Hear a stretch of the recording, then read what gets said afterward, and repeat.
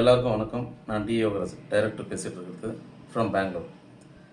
இப்போது தமிழ் இண்டஸ்ட்ரியில் இந்த டெக்னீஷியனுடைய ஒரு புது கண்டுபிடிப்பு நடமாடும் டப்பிங் ரூம். அதாவது ஒரு வண்டி எடுத்து அதில் ஒரு கேர்வான் மாதிரி பண்ணி உள்ளவே அக்வாஸ்டிக்கு சவுண்ட் ப்ரூஃப் பண்ணி உள்ளவே டப்பிங்கு எடிட்டிங்கு டிஐ பண்ணலாம் அப்படின்னு சொல்லிட்டு இது ஒரு புது ட்ரெண்டு சொல்லிட்டு தெரிஞ்சிட்ருக்கானுங்க.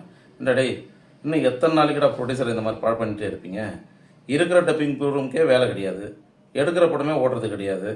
இன்னும் எத்தனை நாளைக்கு புதுசாக பண்ணி டெக்னாலஜி தான் இம்ப்ரூவ் பண்ணுறீங்களோ தியேட்டரில் வருமானம் கிடையாது, ப்ரொடியூசரை காப்பாற்றுறது கிடையாது, டைரக்டருங்க புது டேலண்டடுக்கு ஒரு சான்ஸ் கிடையாது. இதை இம்ப்ரூவ் பண்ணுங்கடான்னா இருக்கிற ஸ்டுடியோலாம் மூடிட்டு இப்போ வண்டிக்குள்ள ஸ்டுடியோ விட்டுட்டு ஊர் ஆலையிலான்னு பிளான் கொடுத்துட்ருக்கீங்க ப்ரொடியூசர் டைரக்டருக்கு.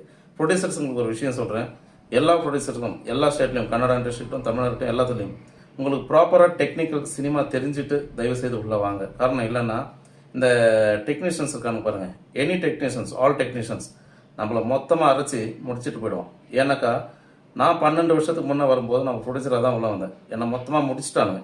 ஆனால் இருந்தாலும் விடாமுயற்சியால் இன்றைக்கி திரும்ப நான் என்னுடைய ஓன் ப்ரொடக்ஷனை ஸ்டார்ட் பண்ணி இன்றைக்கி டைரக்ஷன் வந்து டோட்டல் டெக்னிக்கல் ஒர்க்கை நானே பண்ணுறதுனால ஏதோ நான் தப்பிச்சிட்டேன். ஆனால் எல்லாருமே இருக்குல்ல, முதல்ல இந்த மாதிரி நியூஸை நம்புறதை விட்டுட்டு இருக்கிறத நிறுத்தறதுக்கு பாருங்கள். தேங்க்யூ, பாய்.